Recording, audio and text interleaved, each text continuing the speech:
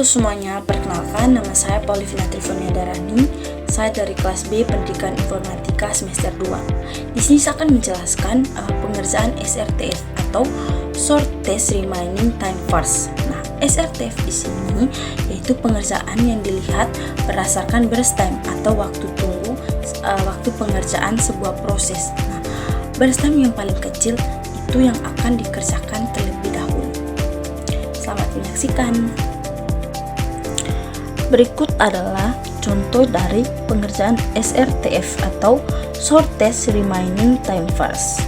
Nah, dalam SRTF ini ada 4 proses yang ingin kita cari untuk WT atau waktu tunggu. Nah, di sini ada proses 1, proses 2, proses 3, proses 4. Dalam proses ini ada yang namanya AT. AT ini adalah waktu awal kedatangan dari proses tersebut. Nah, sedangkan BT itu adalah burst time atau lama waktu pengerjaan dalam sebuah proses ini. Nah, untuk menentukan BT ini, cara yang pertama yaitu kita perhatikan dari yang nomor 1, yang proses pertama. Proses pertama ini awal kedatangan yaitu 0. Nah, burst time-nya itu adalah 7. Berarti lama pengerjaan dari proses 1 itu harusnya adalah sebanyak 7 waktu.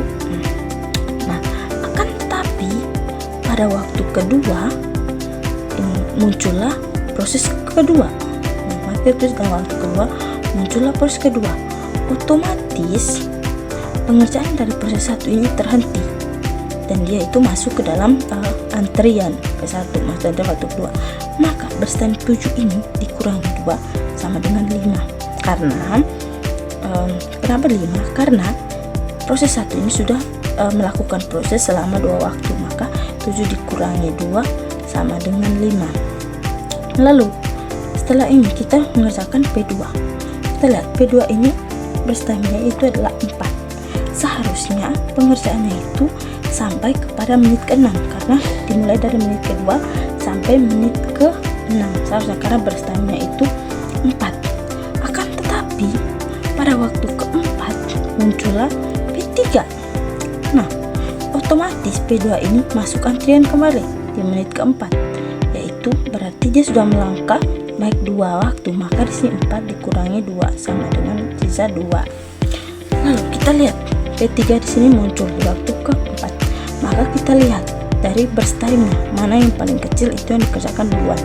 Nah, dari P1, P2, P3 ini burst time yang paling kecil yaitu P3, maka kita mengerjakan P3 terlebih dahulu. Nah, P3 ini karena burst time-nya 1, berarti dia dikerjakan dari waktu ke-4 sampai waktu ke-5.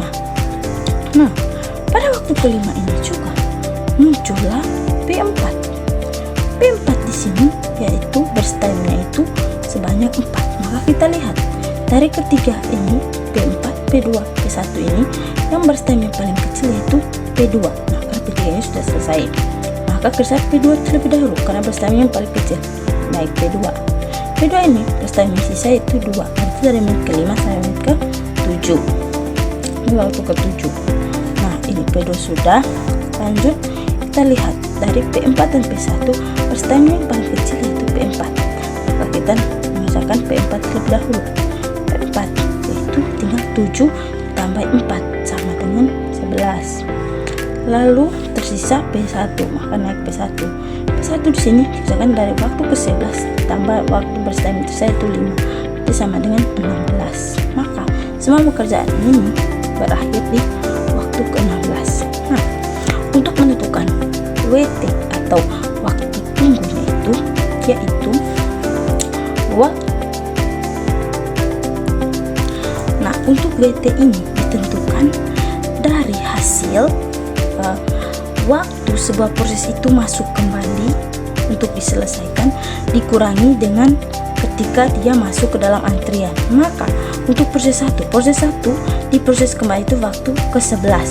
Nah, tinggal 11 dikurangi waktu dia masuk antrian itu waktu kedua, maka 11 dikurangi 2 sama dengan 9. Lalu untuk P2 nya itu berarti 5 dikurangi dengan 4. Kenapa dikurang 4? Karena dia di proses itu waktu ke-5 dan yang masuk antrian itu waktu ke-4, berarti 5 kurang 4 sama dengan 1. Kalau P3, nah sedangkan P3 di sini dia tidak punya waktu waktu tunggu karena dia tidak pernah masuk antrian, dia langsung dikerjakan pada menit keempat sampai menit kelima karena berstamina hanya 1. Berarti di sini dia tuh 0. Nah, untuk P4 di sini,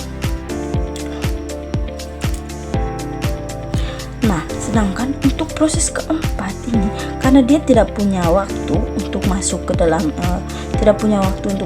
antrian, maka P4 di sini dia dihitung dengan cara waktu ia diproses kembali dikurangi dengan waktu awal kedatangan. Nah, proses kembali P4 itu waktu 7 dikurangi dengan 5 sama dengan 2. Nah, kita sudah mendapatkan WT-nya, maka kita tinggal menentukan rata-ratanya. WT-nya itu sama dengan ini dijumlahkan baru dibagi 4 karena prosesnya ada 4, berarti 9 tambah 1 10 tambah 2 sama dengan 12. 12 dibagi 4 sama dengan 3. Berarti untuk WT-nya itu ini sudah dapatkan dengan rata-ratanya itu sama dengan 3. Terima kasih. I just had to let you know you're